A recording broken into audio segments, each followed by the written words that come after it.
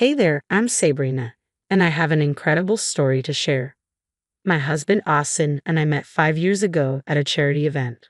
We fell in love at first sight and started a wonderful journey together. We got married 2 years later and worked hard to build a comfortable life. Even though we worked long hours, we always made time for each other because we treasured every moment together. But then, something terrible happened. One night, I came home feeling really sick. My body felt weak and I couldn't think clearly. I thought it was just a bad flu that would go away with some rest and medicine. But as days went by, I got worse instead of better. Breathing became really hard, like something heavy was on my chest. I tried to take deep breaths, but it felt like I was suffocating. It was so scary being alone at home with no one to help right away.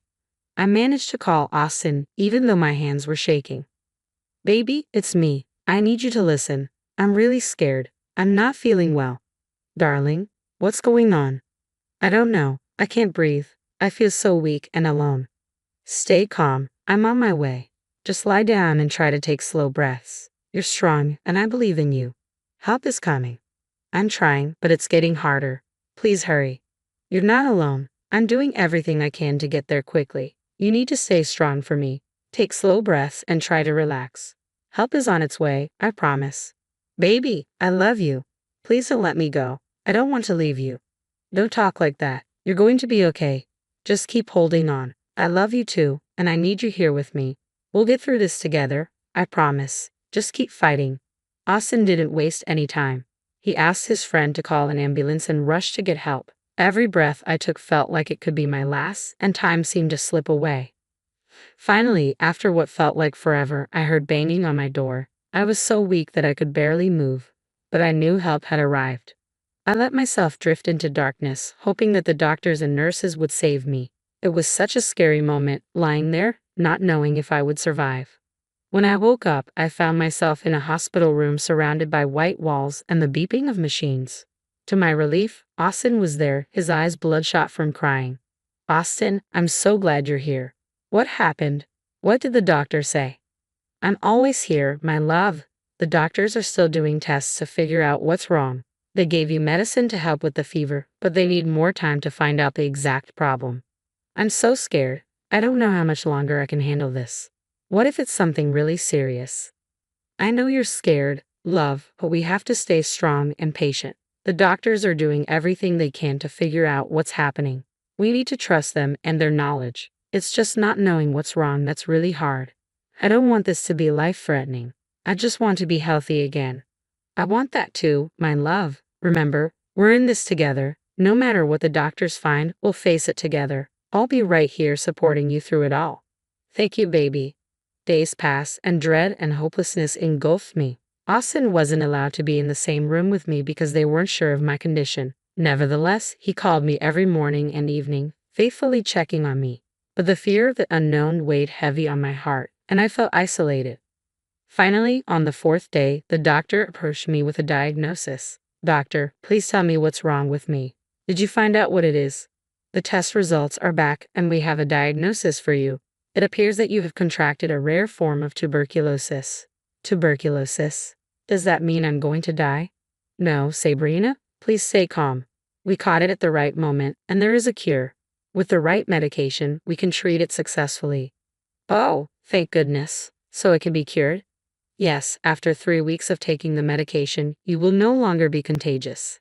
However, you will need to continue taking the medication for the next 9 months to completely get rid of the bacteria." "That's a relief to hear. Thank you, doctor. I'm so glad we caught it in time. But what about my husband, Austin? Is he at risk?" "We took precautions. Austin has been quarantined as a preventive measure, and we tested him for TB. Fortunately, his results came back negative. You can rest assured that he is not at risk." "Thank you, doctor. I'm so grateful that Austin is safe. We'll get through this together." After my discharge from the hospital, I returned home feeling weak and vulnerable. The financial burden of the hospital bills and the costs of medications weighed heavily on Austin. He worked long hours to ensure we could make ends meet, leaving me in need of someone to take care of me during my recovery. It was then that Austin suggested his mother, Harriet, as a potential caregiver. "Baby, I get why you want your mom to help, but I'm not sure it's a good idea. We've always had problems, and I'm worried it could make things worse for both of us." I know, darling. I get that you're worried, but she's our only family, and I trust her to take care of you. And believe me, it would make me feel better if someone I trust is looking out for you. I know, but Harriet and I get along like fire and ice. What if her being here just adds more stress to everything? I don't think either of us will have the energy to deal with her shenanigans. I know our history with my mom hasn't been great, but she's still my mom, and I believe in giving her a chance. It would mean a lot to me if you could try to let her help us during this time. Fine, baby. I know family is important to you. I'll do my best to put aside my worries and give Harriet a chance. We'll figure it out together, I suppose. The mere thought of depending on Harriet sent a wave of worry through me. Our relationship had always been strained, like two opposing magnets that repelled each other. Our personalities clashed and our differences seemed irreconcilable. I often felt judged and unsupported in her presence, as if my choices and opinions were constantly under scrutiny. Harriet's presence had a way of making me feel small and insignificant. Her remarks and comments were often laced with disapproval, leaving me doubting my worth. It seemed like no matter what I did, I could never meet her expectations or gain her acceptance. Our interactions were filled with tension and a constant undercurrent of unease. But at that moment, when I needed help the most, I felt trapped. I had no other family to turn to for support. My parents had passed away, and I had no siblings. The only other person who could have come to my aid was my best friend, Chelsea. I didn't want to burden her with my troubles, so with a heavy heart, I reluctantly agreed to let Harriet take care of me. I knew that accepting her help came with its own set of challenges. It meant putting aside our differences and finding a way to coexist for the sake of my recovery. It meant swallowing my pride and opening myself up to the possibility of disappointment once again. But I had no other choice. I needed someone to be there for me, even if it was someone as challenging as Harriet. Little did I know that the path ahead would be filled with frustration and disappointment. Harriet's assistance turned out to be far from what I had hoped for.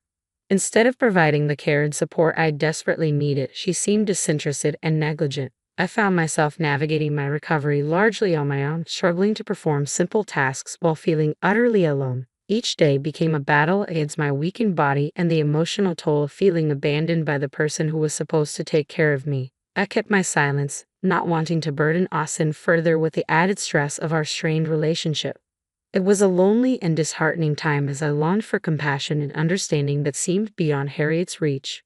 One day, I needed help getting to the bathroom. I was feeling particularly weak and couldn't do much by myself. I called out to Harriet for help but was met with silence. Growing frustrated and desperate, I decided to take matters into my own hands. Using the support of various things in my room, I made it to the bathroom. Once I was done, I managed to get out only to be greeted by Harriet. At that moment, I felt a surge of anger course through me. "Why are you in my room? I already took care of the problem myself. I never wanted to take care of you in the first place. I'm sick and tired of having to be your caretaker when you're perfectly capable of doing it yourself." "What do you mean by capable? Don't you see how much I'm suffering?" "Suffering? You don't know the meaning of suffering. I've had enough of this. I'm packing my bags and leaving." My heart broke at that moment. Why was she being so cruel to me?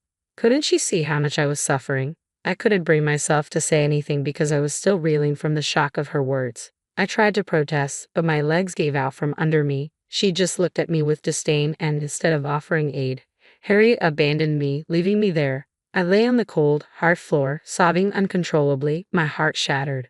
Hours later, I awoke to Austin's frantic shaking. My body was trembling, and my temperature had soared. Austin rushed to get me back onto the bed, administering my medications with a mix of concern and anger. "Where is my mother, darling? What happened?" I don't know how to say this, but she left. I called to her to help me get to the bathroom for half an hour before I finally dealt with it myself. Then, when I was done, she came into my room and said such cruel things to me. She told me she never wanted to take care of me and that she was done. I can't believe she would do that. "I'm so sorry, my darling. I can't believe my mother would treat you this way. It's not fair to you, especially after everything you've been through. You don't have to apologize for anything, my dear. I can't understand why she would be so cruel. I'm sorry for burdening you with this." "My love, you were never a burden to me. I love you, and I hate to see you hurt. I'll talk to my mother and make sure she knows how unacceptable her behavior was. You deserve better, and I promise to stand by you through it all." "Thank you, baby." In a desperate attempt to find help, Austin called my best friend Chelsea, and she agreed without hesitation to care for me for the next week. With Chelsea by my side, my recovery progressed smoothly. Finally, I regained my health and decided it was time to address Harriet's situation. Just as I resumed my job, Austin called me with startling news. His mother, Harriet, had been involved in a car accident, breaking both her legs and an arm. I asked Austin what we were going to do, and he admitted he didn't know. Harriet lived alone, and there was no one else to care for her. At that moment, a decision crystallized in my mind. I would be the one to take care of Harriet. When I arrived at the hospital to pick up Harriet, she snapped at me, demanding to know when Austin would come to look after her. I smiled calmly and explained that I would be her caretaker since Austin was too overwhelmed with work. Harriet's shock was evident as she realized the tables had turned. As I cared for Harriet, I made sure her life was just a little more inconvenient, a gentle reminder of the pain she had inflicted upon me. These inconveniences were minor, not harmful, but infuriating. For example, I knew how picky Harriet was with her food, so some days I would purposely cook dishes I knew she hated or oversalt her food a little. Whenever she settled down to watch her favorite TV show, I would misplace the remote, causing her to call me to help find it, but I would conveniently be busy with a chore at that moment. Sometimes, I adjusted the volume just slightly, forcing her to strain her ears or reach for the remote she had finally found. It was a small act, but it spoke volumes about the power of inconvenience. In the mornings, when she craved a steaming cup of coffee, I would accidentally use her favorite mug and leave it unwashed. She would have to settle for a different cup or spend time cleaning her treasured mug. These small disruptions might seem trivial, but they served as a reminder that actions have consequences and thoughtlessness can lead to inconvenience. I also made sure that the items she needed were just slightly out of reach. If she desired a book from the shelf, I would place it a little higher, prompting her to stretch or ask for assistance. It was a subtle way of reminding her that dependence on others requires humility and gratitude.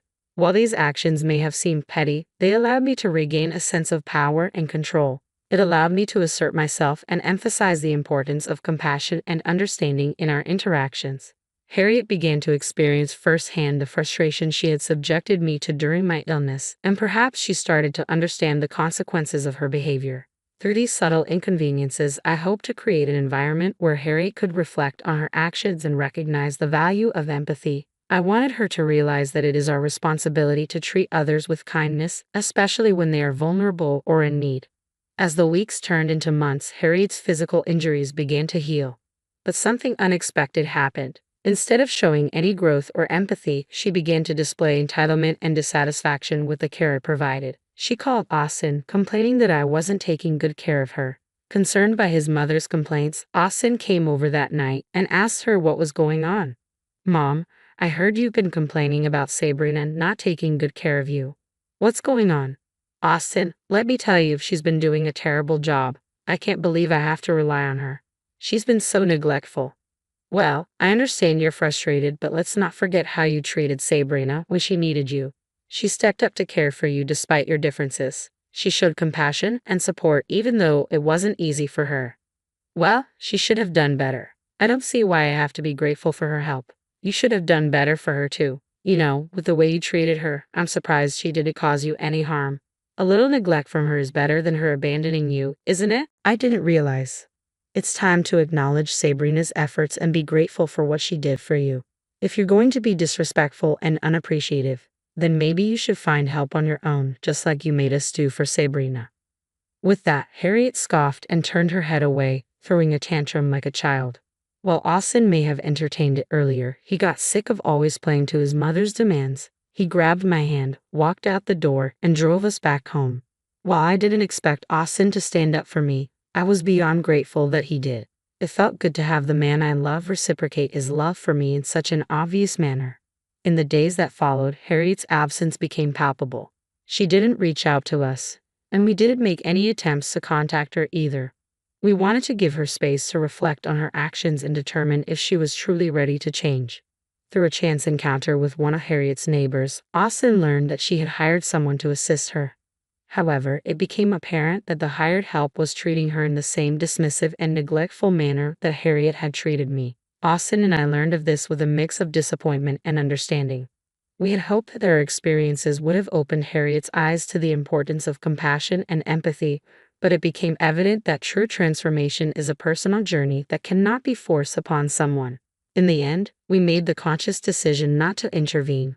Our focus shifted toward nurturing our relationship and building a life filled with love, understanding, and support. We chose to create a space where forgiveness and growth could thrive rather than dwell on the past or engage in further confrontations. As the days turned into months, Harriet became a distant memory. The wounds she had inflicted upon us slowly faded, replaced by the joy and fulfillment we found in our renewed bond. Life presented us with new opportunities, and we embraced them wholeheartedly.